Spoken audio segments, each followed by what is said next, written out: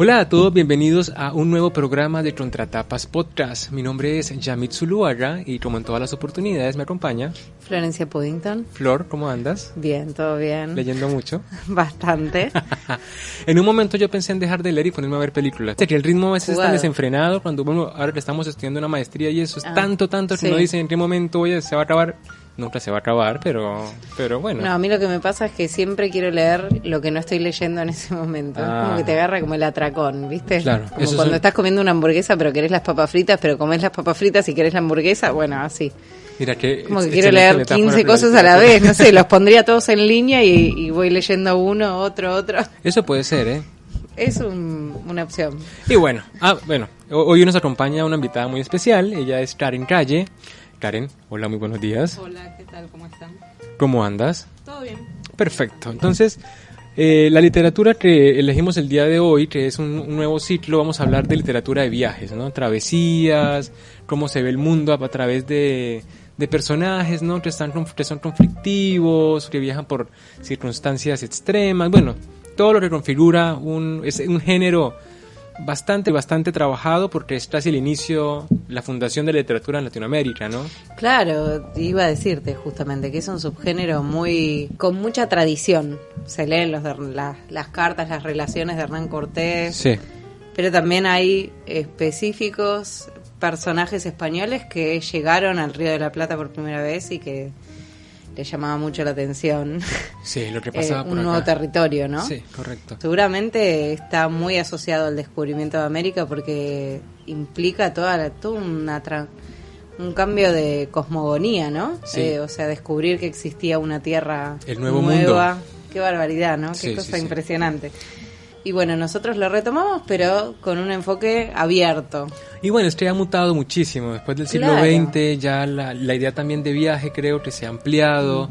Y hoy también tenemos diferentes formatos que abordan el tema, ¿no? Crónicas, tenemos cuentos. Bueno, es como una visión. Y además general. Hoy viajar es mucho más sencillo, ¿no? La travesía por ahí sigue, creo yo, conservando por ahí esa esencia de entenderse con otro o con el otro o con un espacio nuevo, pero en sí toda la experiencia de viaje ha mutado mucho, ¿no? Desde el siglo XV, XVI a hoy, bueno. Sí, es bastante distinto porque ahora como que cada uno se va haciendo la idea de cómo es el otro mundo por una serie de medios que antes era mucho más diferido que te lleguen noticias de ese otro mundo. Y es como 1492, la llegada de Colón y la instalación de las relaciones y las crónicas y todo lo que va pasando con las imágenes que se proponen del nuevo mundo, un nuevo mundo lleno de monstruos, un nuevo mundo lleno de salvajes, lleno de caníbales, lleno de gente radicalmente otra, que al mismo tiempo provocan un miedo, una fascinación y un interés por saber qué es lo que está pasando. Claro, sí, totalmente. Con ellos, bueno, ¿no? Me acuerdo de una escena en los relatos de Hernán Cortés en el que contaba que el ejército español, o bueno, no sé si llamar ejército, pero bueno, el grupo de españoles que había tenido que presenciar una escena de sacrificio en la que le sacaban el corazón a una persona y decía que los soldados estaban mirando y se cagaban encima, literalmente, ¿no? Mira. De ver una escena tan aterradora y además que seguramente removía historias y mitos y, bueno, leyendas o fantasías que ya se habían ido gestando en esas mentes, que tampoco eran demasiado, mucho más evolucionadas, ¿no? Sí, que eran igualmente violentas. Claro.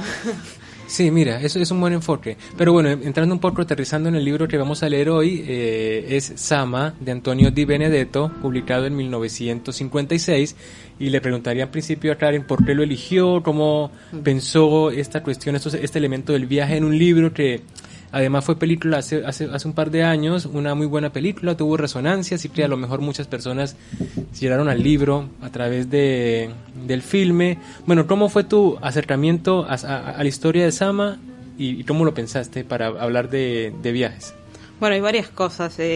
A Zama en particular llegué justamente por la película de Lucrecia Martel. Y en el caso de Di Benedetto lo conocía porque había leído algunos cuentos y tiene mucha de esta imágenes de animales siempre, es como que trabaja con los animales, con la figura de los animales, con el significado simbólico que pueden tener los animales, también linda en algunos aspectos con algo medio fantástico, Sí. Y creo que si bien no está de plano en lo fantástico, tiene algunos elementos que rompen con el realismo, que es algo que pasa también en Sama, y pensaba Sama en relación con el viaje, por justamente varias de las cosas que estaban mencionando, que tienen que ver con ese desplazamiento, ese estar en un mundo que no se reconoce como propio, si bien Sama es americano. Sí. Entonces es como el criollo, digamos, está en esa disyuntiva entre ser español o ser algo propio. Entonces Sama no se reconoce como propio, y ese mundo le es extraño a pesar de estar ahí instalado. Sí, hay que aclarar, claro, que es un libro que se encuadra en 1790, ¿no? A pesar de que dijimos Sí. que se escribió en 1956. Se publicó en el 1996, pero claro, la historia se ubica... Pero la historia está, claro, seguramente tal vez muchos de los que nos escuchan vieron Sí. la película o se enteraron de la película, y ahí, bueno, se ve muy bien porque si miras el tráiler te das cuenta. Sí. Pero por las dudas, hay 3 Sí. momentos en esta novela.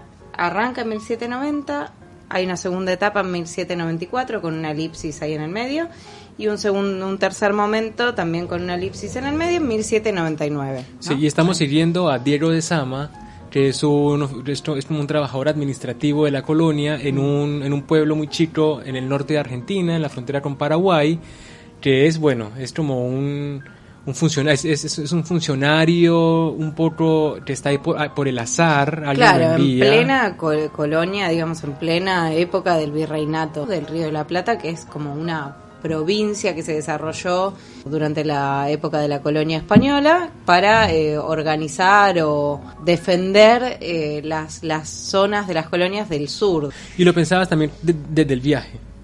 Sí, justamente en el caso de que se trata de esta La extrañeza. aventura, digamos, en el siglo XVIII, el personaje está en esa idea de querer irse, querer salir de ese lugar, querer hacer Viajar. el viaje hacia afuera de donde está, y siempre está el deseo de no estar en el lugar en el que está. Sí. Entonces el viaje casi que se materializa como una experiencia interior del personaje antes que como una realidad. Lo que pasa es que él ve a los demás viajar, incluso al exiliado, al personaje con el que discute, dice, bueno, a él lo exilian y finalmente él se va a España. Entonces, luego Luciana es alguien que también se va. Entonces los personajes van transitando y van escapando de ese lugar en el que él de alguna forma está siempre estancado. Y eso es algo que lo marca a él como personaje en esa como configuración de la espera por irse y la esperanza también por irse.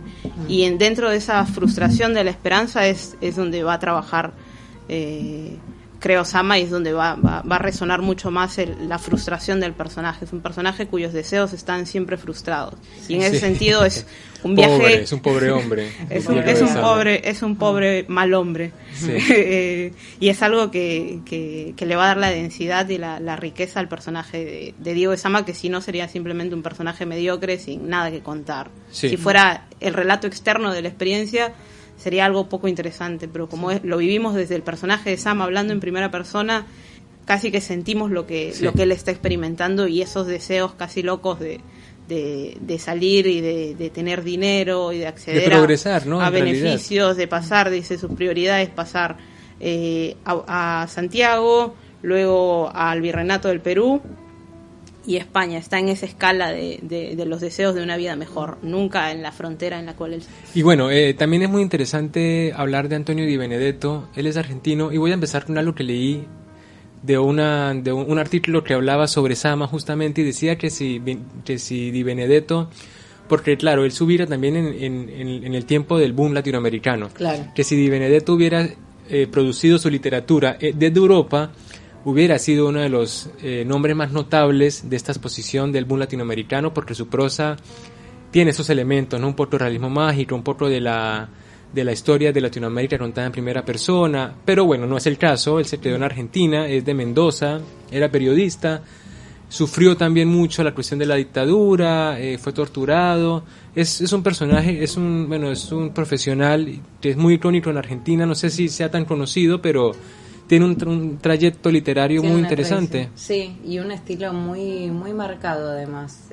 Tiene una forma de redactar o de escribir muy propia, muy personal. No sé, siempre nosotros hablamos de eso, de que en la literatura actual vos sentís como mucho que hay un estilo como muy repetido y más. Acá se nota mucho la personalidad de la escritura, ¿no? El juego con el lenguaje es muy propio, ¿no? Muy muy original en ese sentido.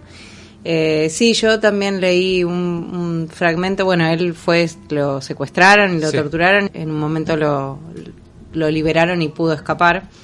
O bueno, se fue, y él, una de las cosas que decía era: me hubiera encantado saber por qué me secuestraron. O sea, ni siquiera es que estaba involucrado directamente en grupos de militantes o bueno, de la guerrilla en particular. Él, bueno, sí, era director de 2 diarios importantes de Mendoza, tal vez haya escrito algo, pero él nunca nadie le explicó cuál fue la razón. Bueno, y eso explica un poco también, bueno, el estilo de su escritura, un poco lo que quiere representar.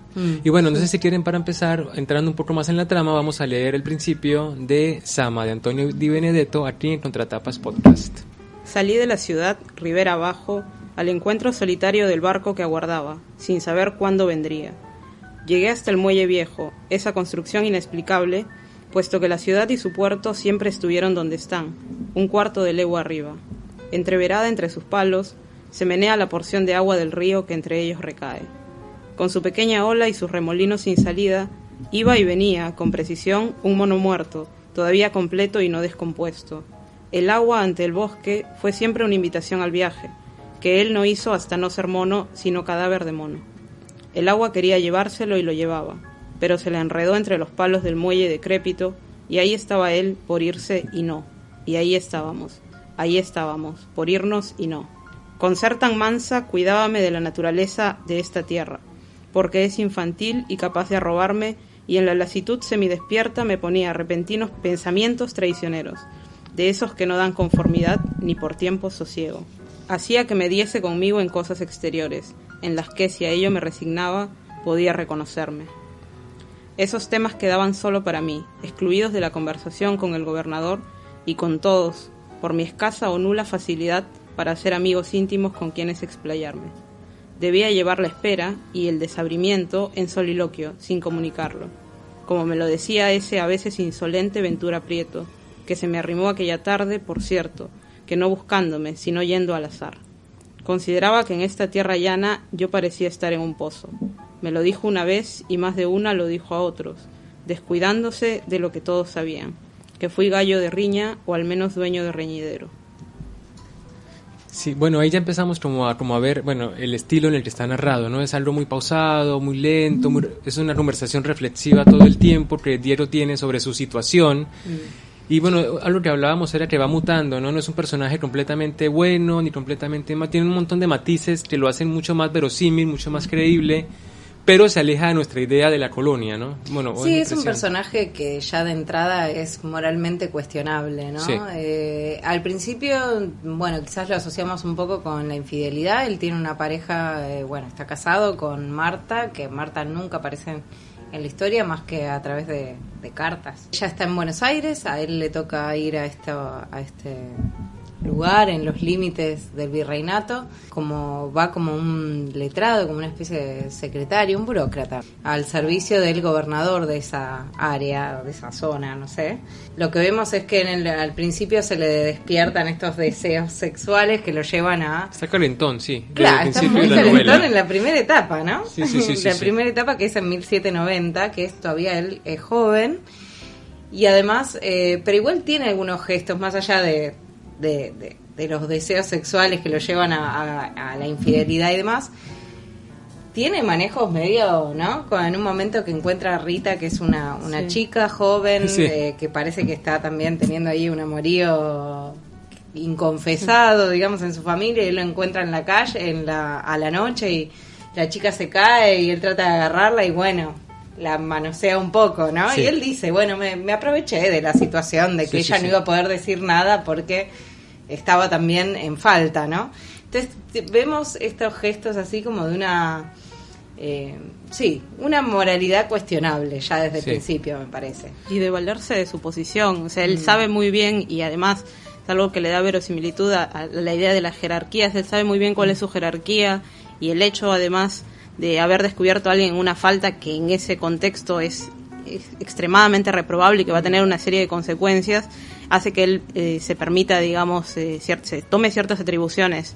Y además lo primero que vemos de Sama es la imagen de Sama como un mirón, ¿no? Sí, la imagen sí, totalmente. Sama viendo a las mujeres, viendo a una mujer que no sabe quién es y que luego se va a enterar que es Luciana, que es la que va a despertar todos sus deseos sexuales, contando que cuando empieza a narrar han pasado 14 meses, dice Diego de Sama, desde que él está en ese lugar, ¿no? Y que se ha mantenido fiel a su esposa y conforme empieza la narración, muy poco después pierde la idea de esa fidelidad. Sí, eso es muy interesante porque a mí me parecía gracioso el hecho de que ven cuando uno se dice a sí mismo, uno se manda a uno mismo razones, justificaciones que uno no siente y uno no cree, pero uno debe tratar de impulsarse a hacerla real. Claro. Bueno, esto pasa con este personaje porque está en esa dualidad, ¿no? Está súper caliente, o sea, y empieza a decirse, bueno, tengo una necesidad que es esta sexual, pero no le voy a hacer este deshonor a Marta, y después vuelve otra vez a la parte caliente, y luego otra vez vuelve a decirse a sí mismo que no puede hacerlo, luego intenta cosas, pero es como que le falta un poco para la acción, ¿no? Ni es completamente fiel, ni llega a ser infiel, bueno, sí después lo es, y ya se pierde un poco, se agota esa mirada sobre lo sensual, ¿no? Porque ya después cuando tiene un hijo, cuando se engancha con otra mujer, ya eso como que deja de ser importante para la trama y arrancamos como otra posición, que es la cuestión jerárquica, ¿no? Y su sueño de ir a ser un empleado directo del rey de España, que es como su ambición, imagino que era la de todos. En ese momento, correcto. Sí, a mí me parece algo interesante en relación a lo que estábamos pensando de la literatura de viajes, porque la literatura de viajes siempre implica una transformación del protagonista, una transformación gradual, que tiene que ver en realidad con conocer algo distinto y en cierta forma abrir la cabeza. Bueno, lo mismo que nos pasa cuando nos vamos de viajes a un lugar completamente distinto y tenés experiencias distintas, ¿no? En muchos de estos personajes, qué sé yo, pienso en una excursión a los Indios Ranqueles, que fue escrito mucho antes, pero que la época un poco no coincide, pero más o menos es del periodo postcolonial, o sea, sigue habiendo ese encuentro con el indio y demás, entonces, bueno, tiene algunos puntos de contacto, y lo que vemos es que Mansilla, que es el autor, se va transformando, va abriendo su cabeza, va entendiendo también cómo es la cultura del otro, incluso cuestionando la propia, a partir de ver cómo se vive o cómo hacen las cosas en una sociedad que es completamente distinta. Me parece curioso que en este caso la transformación opera a la inversa, no es una transformación que lo enriquezca al personaje. La situación de exilio, bueno, no es exactamente un exilio, pero sí hay un viaje, el primer viaje que vemos es el que ya está dado cuando empezamos a leer, ¿no? Que es esta persona que viajó llegada, de Buenos Aires y está ahí a la espera de que las cosas sucedan, ¿no? O sea que en las primeras dos partes de la novela no hay un viaje, o sea, no hay un movimiento, no hay una operación de avanzar sobre un territorio, pero sí ya está él ubicado en un lugar, en un espacio que no es el propio. Y me parece que lo que vemos acá es, en vez de enriquecer al personaje, es degradar al personaje. La travesía lo destruye a este personaje, justamente la operación contraria del relato clásico de viaje, ¿no? Sí, además también temporalmente está ubicado en una década, y es lo que tú dices, al principio vemos a una persona relativamente joven, con mucha más energía, viril, claro, que se va volviendo en alguien decepcionado, mediocre, defraudado, confuso, empieza también a perder la noción de su vida anterior, ¿no? De su esposa, y claro, esto lo va volviendo en un ser mucho más espontáneo y más acorde a su situación actual, contextual, que a su propia idea de vida, ¿no? Y de estructura vivencial, creo. Claro. Y ahí entra la cuestión del pasado, justo que mencionas, de Sama, que son como los pergaminos que tendría. Sama, el pacificador de indios. Sí. Sama, Sí. el que Claro, es ha el cumplido currículum, ¿no? una tarea fundamental para la colonia, y que eso es la razón por la cual él reclama determinados privilegios o el derecho a movilizarse. Pero también plantea la cuestión de hasta qué punto la idea de la libertad que se puede tener en ese contexto. Nadie puede irse por propia voluntad. Necesita, por diferentes razones. La mujer, por ejemplo, depende de la voluntad del marido. En el caso de Sama, por ser un funcionario, depende de lo que diga la corona. Sí. Y mientras la corona no autorice, él no puede viajar por más que sus deseos sea estar reunido con su esposa, Sí. con sus hijos, con su familia. Claro, a menos que se decida a renunciar a todo eso, ¿no? Cosa que Cosa parece que lo deja muy mal parado. No, impensable, sí, en impensable. ese contexto. Sí. Y conforme va avanzando la degradación, es una degradación que no es planificada ni deliberada, es algo que le va trayendo las Que le circunstancias. llega, sí. Y me acordaba porque hay un prólogo de Saer en torno a Sama, en el que menciona, justamente va discutiendo algunas cuestiones como si Sama es realmente una novela histórica o no. Y lo que trata de hacer Saer ahí es justamente decir, bueno, tiene elementos de novela histórica seguramente, pero es un poco lo que tú dices, está como dado vuelta, está como no pensando en reconstruir un mundo completamente distinto, sino está pensando en la travesía del personaje, y ahí lo vincula con otra cuestión que es la idea del existencialismo, que también es algo que está justamente en la década del 50, Sí, yo lo la pensé. idea de qué cosa es lo que se puede hacer, cuáles son los límites de la libertad del sujeto, si estamos todos en una especie de el recorrido de Sísifo haciendo algo que finalmente es completamente inútil, pero lo seguimos haciendo una y otra vez, que es un poco el recorrido de Diego de Sama, es ese, es aferrarse a una vida a pesar de que todo sale mal. Sí. Y mantener una esperanza que linda con la locura cada vez más. Claro. O sea, y esa experiencia es dolorosa, a pesar de que tiene momentos como medio cómicos incluso, Sí. pero cómicos y dolorosos a la vez. Es bastante complejo y es muy interesante, creo, por esa razón. Sí, además también se habla mucho de la soledad de Sama. Exacto. Él, además de estar ahí, a mí hay dos cosas que me parecen interesantes. Que él no se siente identificado con el lugar. Para él eso es una cosa de paso que viene como un escalón para otro mejor, ¿no? Para otra altura. Es que ahí te hago un paréntesis. Hay que recordar un poco cuál era la situación del virreinato del Río de la Plata en relación al resto de las colonias. O sea, era Sí. el peor lugar al que te podía tocar.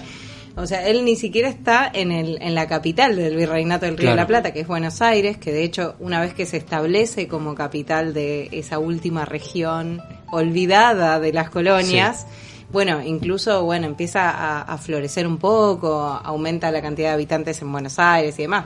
Pero él está en un margen olvidadísimo, muy poco relevante. O sea, es la única función que tenía ahí era que no avanzaran los portugueses, que comerciaban de manera ilegal con los habitantes de la zona. Entonces, digamos, está haciendo justamente la operación contraria de la que él se proponía, porque si él se propone avanzar o digamos, desarrollarse profesionalmente, por así decir, para usar un término del siglo XXI, él está haciendo el camino contrario, está yendo al último fondo olvidado de las colonias. Pese a su voluntad, porque él solicita el traslado y él pide, pero no ya pasa. está mal parido de entrada, ¿no? Eso parece. Ay, pobre Sama. El plan, digo, ¿no? Aparte, como construcción de personaje, a mí me parece interesante ver que cuando tenemos a un tipo tan promedio, ¿no?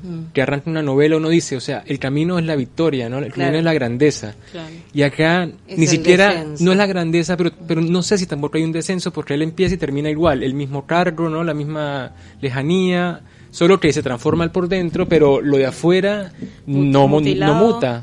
No, bueno, sí. mutilado. Hay una degradación en muchos sentidos. Sí, seguro. Hay una degradación moral, para empezar, Sí, ¿no? sí. Al principio es solo un tipo medio mujeriego, medio así, que hace ostentación del lugar que ocupa, y después el lugar que ocupa cada vez vale menos, en sentido literal, porque hasta le pagan más a los soldados rasos que a él, que es un letrado. Bueno, pero le deben dinero, o sea, no es que, o sea, oficialmente tiene una posición que lo debería hacer llevar una vida buena, que es como la que empieza. Pero se la pasa mendigando, claro, ¿no? exacto. En la segunda parte, cuando ya pasaron 4 años, más el año que ya hacía que estaba ahí, está muerto de hambre. O sea, Sí. la gente ya no lo quiere alojar porque, ¿cuándo me va a pagar? Ahora también eso es gracioso porque él no se priva de las necesidades y carencias de los demás del pueblo. O sea, él es un pobre más con un buen cargo. O sea, que no lo hace ni mejor ni peor, lo hace exactamente igual que cualquier otra persona, porque Claro. lo que importa es el dinero. Sí. Y por ejemplo, cuando empieza a tener como esta relación de coqueteo con Luciana, claro, él se... Que es una mujer casada. con un tipo con un dinero, tipo con hacienda. dinero y con recursos, o sea, con vínculos, ¿no? Correcto, Porque es con justamente relaciones. la persona que después se va a ir a España. Sí, que es lo correcto. que él más anhelaría en la vida de Dios. Claro, él no tiene esa posición, él solamente por cargo es algo, pero después si no hay fortuna, no hay nada, o sea, uno es como los demás. Como luego la mujer con la que se involucra, que es una española venida a menos, que empieza a tener mala reputación y demás, y hace lo que puede, o sea, es también una cuestión de supervivencia desde muchos flancos, al terminar dándole comida su propio asistente, ¿no? O sea, hay una perjudicación ahí muy esencial y uno dice, el camino más fácil es que renuncie y se vaya al carajo, pero no lo hace, sigue teniendo la misma esperanza, sigue manteniéndose ahí, sigue teniendo esa vida que no quiere. Sí. Incluso pensando en esas dos escenas, ¿no? Él en la casa de Luciana, lujosa, con el servicio a su disposición y donde les traen casi excesivamente más cosas de las que piden y están siempre atentos a lo que pueden desear. Al caso cuando está con la viuda española, con quien tiene un hijo también, que no le supone ningún privilegio porque es un bastardo, Sí. en la plena carencia, ¿no? En la plena carencia y en ese escenario donde señala que empieza a ver cosas que antes no veía, que empieza a ver un mundo mucho más descompuesto del Sí. que veía cuando estaba en una posición bastante más elevada. Dentro Es cierto. de lo precario de su situación, hay un inicio en el que está en una situación donde todavía su jerarquía de alguna forma no es solo imaginaria, sino que se materializa en algunos Sí. aspectos y luego se va haciendo cada vez más imaginaria y cada vez más fantasía en Efímera. torno de esas deudas, en torno de las deudas que la corona tendría con respecto a él. Se va haciendo algo que solo está en su cabeza y ahí retoma una idea que aparece al comienzo, que es cuando dice yo no le puedo contar mis cosas a nadie y todo se vuelve un soliloquio y en ese hablar consigo mismo Sí. donde él se va perdiendo porque nunca tiene la posibilidad de establecer un diálogo que lo enriquezca con alguien. Es siempre él en su propia cabeza, ¿no? Claro, sí. Sí, tal cual, su posición termina siendo solamente un nombre, ¿no? Claro. Un nombre que nadie ya reconoce. De hecho, justamente en este encuentro, en estas fiestas, la gente todavía lo reverencia, o sea, le reconocen sus Sí, méritos. hay un respeto todavía. Hay un respeto que a él lo enorgullece. Y después, bueno, se perdió todo eso. Y sí, ¿no? cuando empieza a deber, cuando le empiezan a ver Y al con mala mismo el cara. gobernador también le deja de tener ese respeto, se burla bastante de él, Sí, sí. ¿no? Además el tipo como está ahí y él es el que quiere viajar y todos los demás lo hacen. Todo el mundo se va para España, Sí. se va el gobernador, Luciana, ¿no? Y él es el único que no le pasa. O sea, Esa es la espera también, cuando ese epígrafe que dice a las víctimas de la espera, Sí. Diego de Sama es una víctima en cierto sentido, victimario, no es una víctima como un relato simplemente trágico de un personaje bueno Sí. con el que uno empatiza, es un personaje que tiene esos dos lados, Sí. como bien señalado desde el principio, es cuestionable muchas de las cosas de las que hace, pero a la vez es una víctima de la espera y es una víctima, es la idea de no el que viaja, sino el que ve a los demás viajar y esperaría tener esa misma fortuna. Sí, correcto. ¿No? Incluso exiliado, de alguna forma, Prieto, si no me equivoco, es quien se logra ir y Sí, él sí, sigue sí. estancado ahí, sigue instalado en el mismo lugar y no va a poder aparentemente, ¿no? sí. No va a poder salir. Claro, y bueno, en este sentido es un relato de la inmovilidad, paradójicamente, ¿no? Si bien lo estamos planteando como un relato de viaje, también lo que vemos más que nada es el personaje inmóvil, el personaje que no puede viajar, Sí, que sí, amaría viajar, pero no. Y también, bueno, con esta situación del viaje no deseado, ¿no? Que es lo que también se plantea en algunos artículos en internet, que su situación es prácticamente la de un exiliado, ¿no? Una persona que está en un lugar que no quiere, en el que no quiere estar y del que no se puede ir, entonces o que no puede volver a su lugar natal. Entonces también eso, ¿no? Es el viaje no deseado, que es como también un poco la contracara del relato de viajes, donde Sí. claro, la ambición, la aventura, las el deseo de peripecias que acá ni conocer. siquiera son tan intensas. Claro, no, tal cual.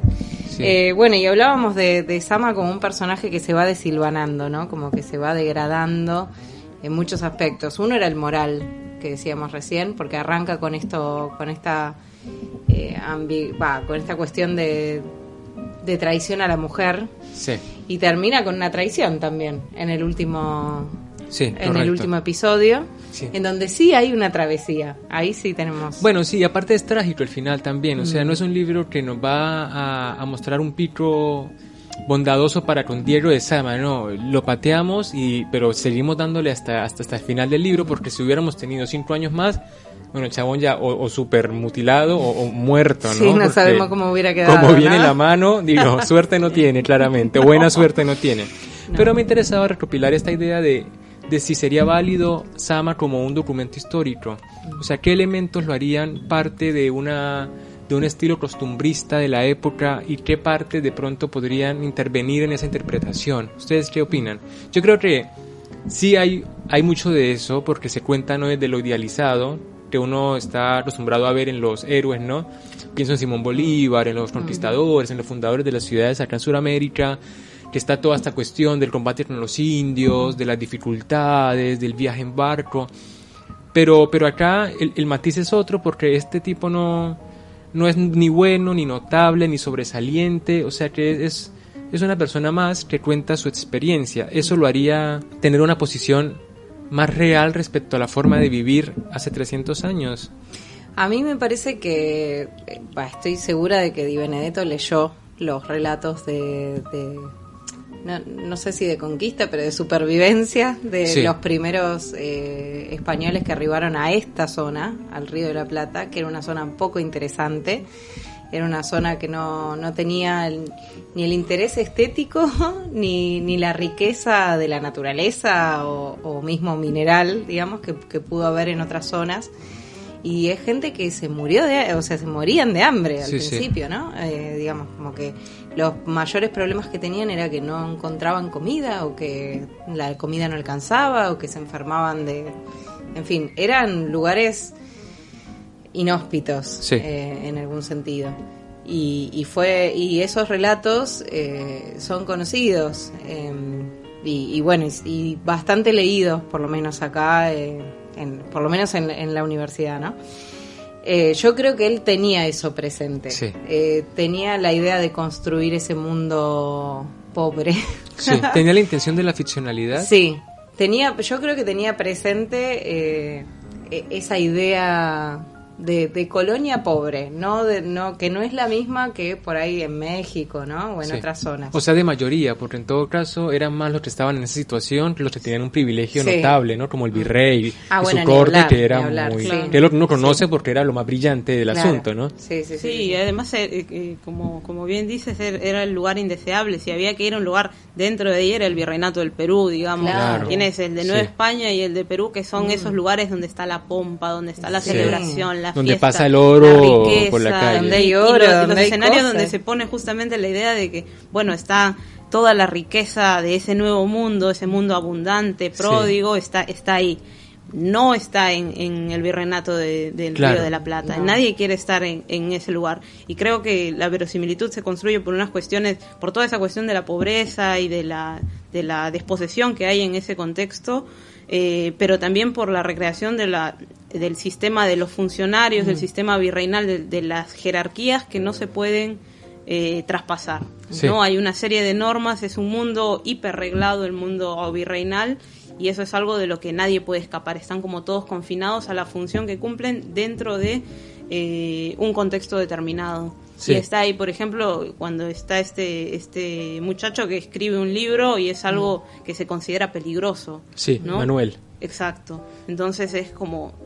No tienes la libertad de hacer las cosas que quieres, tienes que cumplir y tienes que quedarte en determinados roles, y ahí entra la cuestión de qué cosas hay que aparentar también. Uno tiene que aparentar determinadas cosas. Si va a estar con la mujer del otro, tanto la mujer como él tienen que aparentar determinadas cosas, como incluso frente a los sirvientes. Sí, sí. Entonces ahí se marca un mundo que está cumpliendo una serie de reglas, pero al mismo tiempo no es simplemente una novela histórica en el sentido de que está tratando de recrear de la manera más amplia y más detallada cómo funcionaba ese mundo y qué cosa se podía encontrar. Si yo quiero enterarme, por ejemplo, del paisaje del Río de la Plata y el paisaje del virreinato del Río de la Plata, probablemente no vaya a Sama, sí, ¿no? Probablemente iría o a las crónicas o iría a una novela histórica en sentido estricto que me presente todo ese panorama. En Sama uno va por la experiencia del personaje de Diego de Sama, ¿no? Que toma los elementos de esas novelas, de novelas históricas, de crónicas de Indias, pero les da la vuelta desde otra perspectiva. Es una mirada muy contemporánea y en ese sentido Sama, por más de que esté ubicado en el siglo XVIII, es un héroe que nos resuena a nosotros casi como un héroe contemporáneo, moderno, si se quiere. Está viviendo problemas que casi cualquier persona puede experimentar en el contexto actual. Es correcto. Claro, porque es una novela de la frustración, finalmente, ¿no? Y quién no se sintió así, quién no se sintió atado a algo que no quería hacer o hacer en algún momento de nuestras vidas, ¿no? Sí, me parece que es muy interesante. Bueno, si tuviéramos que como sintetizar los 3 momentos de esta novela, tenemos un primer momento que al final termina siendo el mejor momento de Sama, que es cuando todavía hay muchas expectativas puestas en el futuro, que es esa primera etapa, donde la problemática de él radica en que no está buscando una pareja, básicamente. Está cachondo y es como su único problema, es verdad. Y es su único problema, pero tiene muchas expectativas, él sabe que va a irse de ahí en algún momento. Fantasea con el asunto. Fantasea, mucho. La gente lo reconoce, lo respeta, está muy feliz. Después lo vemos de nuevo 4 años después, ya en una situación completamente distinta. Ha perdido ese lugar de respeto que solía tener, si bien sigue teniendo el nombre y el cargo. Pero atraviesa la miseria. Está atravesado punto, ¿no? por la miseria, ya ahora hace un tiempo que no cobra, o sea que está medio muerto de hambre. El gobernador tampoco lo reconoce y tiene esta relación con esta española viuda que... Bueno, no se aman, no sé, es una relación muy extraña. Ella con él estaba obsesionado por tener un hijo, tiene un hijo, pero después no le da bola. Está muerto bola. De hambre, el niño está en la plena miseria. Es un animal más del chiquero que tiene la señora, que tiene un gallinero, unos chanchos, no sé, el nene anda ahí embarrado, bueno, una cosa muy triste. Y después tenemos el tercer momento, que es para mí también un intento de él de hacer algo distinto, ¿no? Con esto de volver al ejército y participar de una expedición que están buscando un reo, a Vicuña Porto. Vicuña Porto, que es un rebelde, que también es un subversivo. Sí, entonces, un subversivo. Y hay que capturarlo porque está haciendo mucho quilombo por la zona. Entonces, aparte se ve como un logro. El quien capture a Vicuña Porto ya va a tener como una estrellita más que lo va a llevar a ese... Ya en las últimas, ya cuando la frustración lo está opacando de una manera casi completa, ¿no? Esta es como un pedacito de luz, una oportunidad que él ve... Y que también le sale mal. Esta es la historia de un perdedor. Es la historia de un perdedor, sí. Lo podríamos haber puesto en nuestra... el perdedor, losers. En nuestra cosa de losers, sí. Bueno, y ahí es donde tenemos verdaderamente también algún momento de viaje también. En el sentido de que, bueno, él participa de esta expedición y aparecen algunos elementos de la literatura más clásica de viaje del siglo XIX, como por ejemplo esto de encontrarse con el otro. Ellos van de expedición en búsqueda de este hombre, pero alguien les tiró la idea de que la información de que él está escondido entre los indios o en una determinada zona, así que tienen que encontrarse con esos grupos de aborígenes que tienen otros códigos y que de hecho los atacan pensando que que eso. Y están a la defensiva, claro, sí, por supuesto, sí. Eso tiene tenemos. de viaje. Sí, y la figura de Vicuña Porto, digamos, es como que en cada sección va apareciendo un personaje que se vuelve como la obsesión de Sama, ¿no? Si en la primera parte está Luciana y en la segunda probablemente está la viuda y está Manuel todo también. O Manuel, claro. Que digamos que pone el conflicto en escena.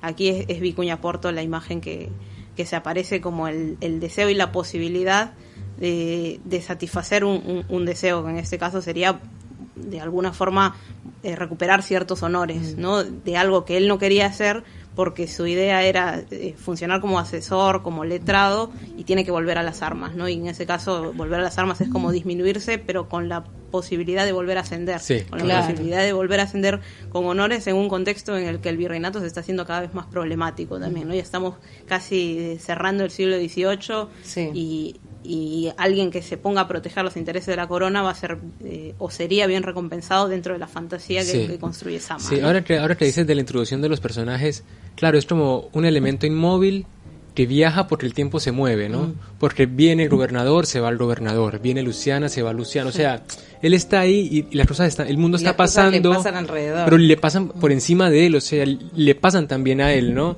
Y como tú decías, primera parte tenemos 3 identificables personajes que constituyen la problemática, en la segunda otros 3, en la tercera otros 3. Desde, como decías tú, Flor, la inmovilidad. Él viaja estando ahí, a pesar del mismo, ¿no? Es que da la sensación de que él ni siquiera es dueño de su tiempo, ¿no? Que él ve el movimiento, pero no puede moverse, ¿no? Es como un puede ciclo. actuar en su propia época, ¿no? Y este Prieto que parece como un alter ego también de él, porque es justamente el que no acató las reglas, no esperó, digamos, ¿no? Sí. Se rebeló ante todo ese sistema y parece hacia el final de la novela que tuvo más éxito, no sé, queda ahí como un poco amplio el asunto, pero parece que algo logró, a diferencia de él, el pobre Sama, que claro, que se quedó como un minuto de silencio por Diego. Sí, bueno, y no sé si para lo último que quería decir con respecto a esto de la degradación del personaje, que decíamos que la degradación es moral, pero no solamente moral, ¿no? Hay un envejecimiento del personaje, de las expectativas, incluso, bueno, físico, termina degradado y al final incluso, o sea, mutilado, que es como, sería como el bueno, no termina muerto de casualidad, pero casi. Pero es la buena metáfora, ¿no? Que hasta su cuerpo se empieza a desprender, ya que todo lo demás en su mente está siendo fragmentado, ¿por qué no también lo físico, no lo material? Sí, claro.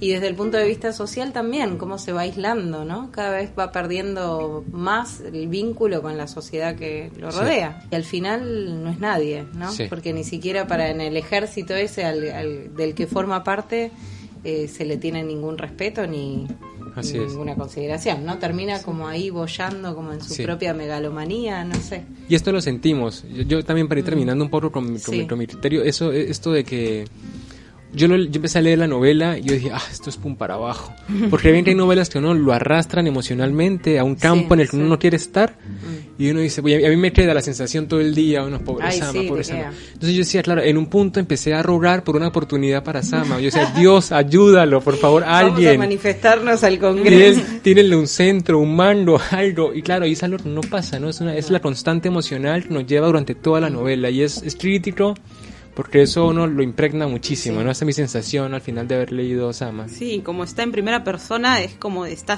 te unes a lo que le está pasando a Sama, no sabes que todo va a fracasar, digamos, y que incluso esa última aventura va a terminar incluso peor de lo que había empezado en su situación, ¿no? Claro. Y aún así manteniendo una especie de, no ya la esperanza del futuro, con la familia y con la mujer, porque en un momento cuando él escribe una pequeña nota como para que su mujer sepa que está vivo, reconoce él mismo que no le escribe para ella, que le escribe para él.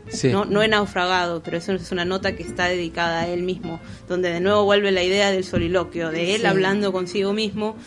Y en la última que tiene que aparentemente cerraría con un diálogo, que es donde el indio lo encuentra una vez que ya que ha sido mutilado, y le pregunta, ¿quieres vivir? Y él le dice, sí.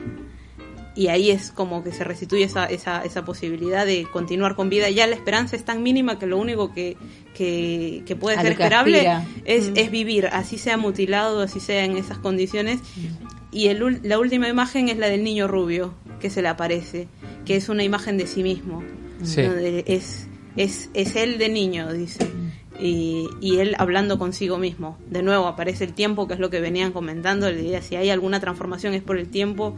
Y aparece Sama degradado versus Sama niño, que no se sabe si es probablemente sea una especie de alucinación, de delirio, como hay una especie de imaginación mucho antes, cuando él se imagina a una mujer que desciende del barco, si no me equivoco, que no se parece, dice, a ninguna de las mujeres que ha visto, que probablemente sea algo del orden de la fantasía, tal ¿no? cual. Sama haciéndose cosas en la cabeza Sí.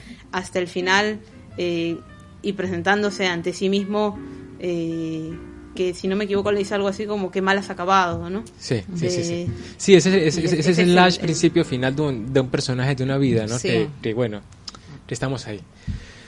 Bueno, un libro que da para seguir charlando porque Sí. todo, bueno, él trabaja mucho con simbologías y con elipsis, y esas elipsis, o incluso no solo en las 13 etapas que toma, sino dentro de las escenas, o sea, hay mucho que uno repone, y que ese tipo de libros a mí me encanta porque está cargado de significado, ¿no? Sí. Todo eso que no está dicho te da mucho para pensar, para construir, y bueno, es un libro muy interesante que podríamos hablar todo el día. Así es.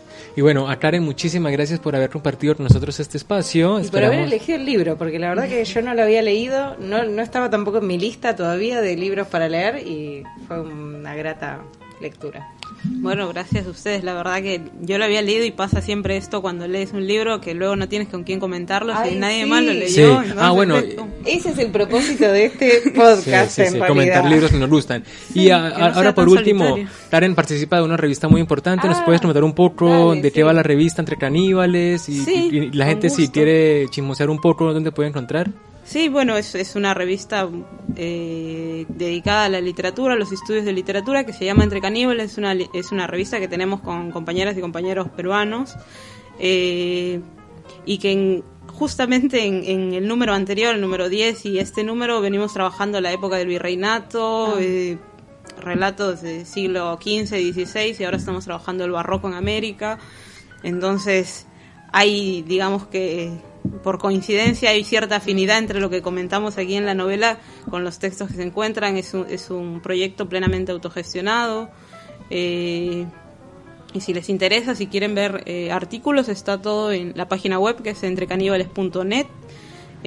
La información está siempre digitalizada, están los artículos, y la verdad que si pueden darse una vuelta, si les interesa, pueden chequearlo. Tenemos política de libre acceso, así que pronto va a salir el próximo número, que sale en diciembre. Tenemos formato físico virtual. El virtual, para todos quienes no estén en Perú, pueden verlo. en línea. Perfecto. Entonces, Buenísimo. Entre Caníbales, redes sociales también, Entre Sí, en Caníbales Facebook todo. también, revista Entre Caníbales. Perfecto, y a ustedes muchísimas gracias por habernos acompañado. Flor, muchas gracias por esta nueva Muchas aventura. gracias a Yamid, y claro, Y no olviden visitarnos en Facebook y en Instagram como Contratapas Podcast, y nos pueden también chusmear en la página www.outfears.com. A todos que tengan un feliz día y nos vemos en la próxima. Chao, chao.